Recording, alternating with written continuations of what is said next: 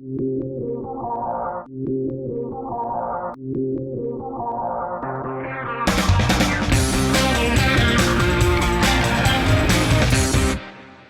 that brings us to the next principle, which is diffusing pressure.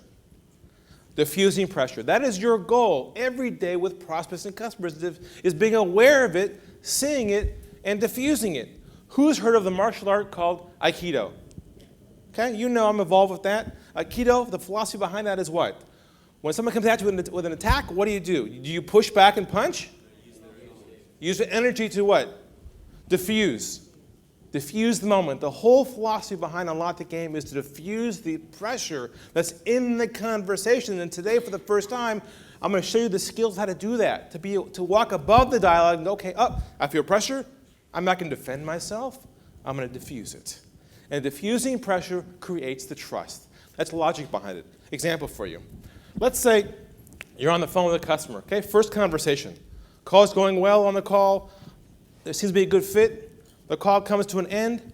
What are we trained to do at the end of a call, a sales call? What are we supposed to say? Typical stuff.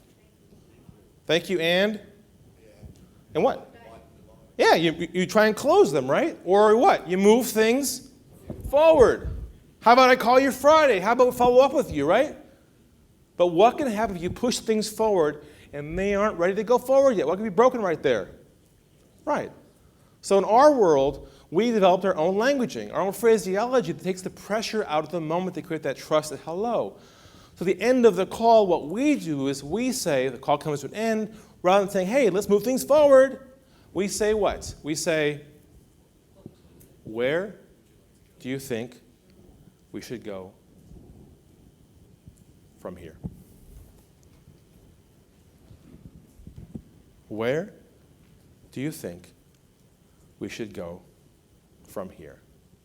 What do you suppose is going through their mind right when they hear this? What do you suppose a customer is thinking when they hear you say this to them? With that tone and delivery, what are they thinking? They're in shock. They have never been treated so respectfully in a sales conversation. What else are they thinking? What do you suppose they start saying? They tell you the truth. They say, oh, I got another question for you. I'm not sure. And if they're qualified, they will move things forward and what? Set the appointment up with you and say, give me a call Friday. And that's the power of Unlock the Game. It's contrarian. You break the notion of pushing people. Instead, you take the pressure out, which gives them permission to tell you where they stand. I mean, that's a huge lift of pressure off businesses and people to not chase people who are bringing pressure on you. That's the key.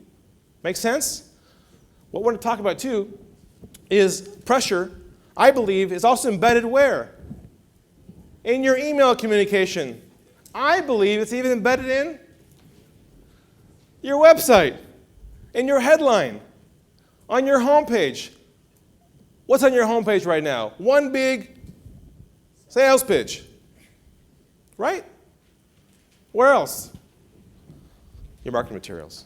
So inside all your communication contains pressure. And your goal is to go back and look at your communication again, your emails, what's in your subject lines, take that pressure out to bring customers back into you.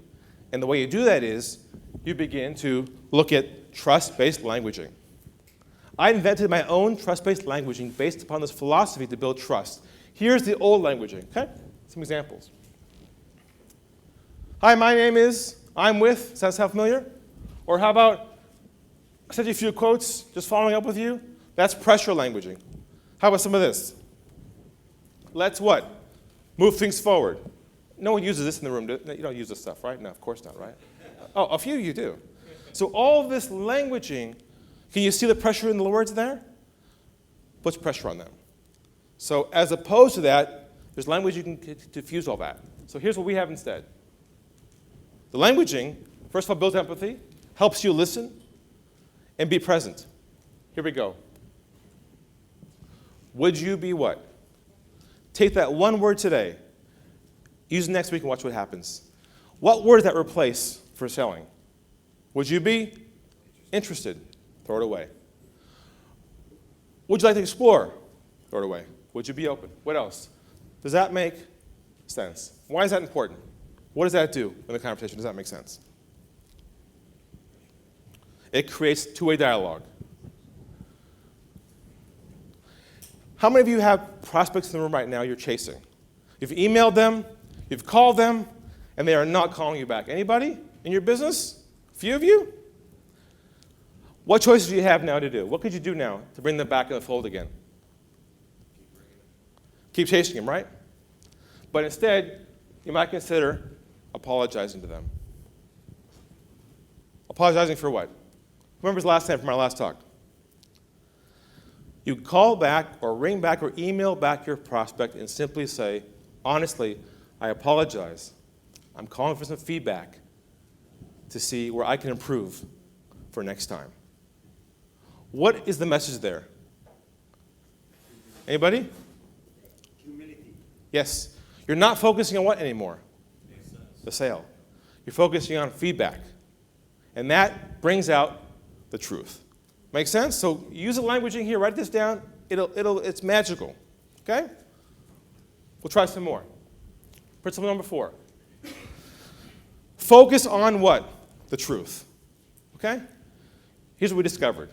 We discovered there are 2 levels of communication in business. One is service level, where it's all just facts back and forth, nice communication. And the lower level is truth. And then where you break through that with the right mindset and languaging is when you begin to create the trust. So starting today, start thinking about your dialogue with people. Is it trust level, service, or trust? Where is it at? And the more you realize it's trust, you begin to break that level. How about this? Someone says to you, send me information. What could be 3 agendas behind that phrase? Send me information. What could that be? What are they thinking behind their mind? 1, off the phone. What else? Shopping around. How about they really are interested? No one said that. You said that. Good. So we don't know the truth, do we? So our goal is to get there. Here's an example for you, some language right from the program, our program. Someone says to you, send me information, you might say, that's not a what? That's not a problem. It might make sense. If we could first identify 2 or 3 core issues you're experiencing, then I'll know exactly what to send you. Would you be open to that? Does that make sense?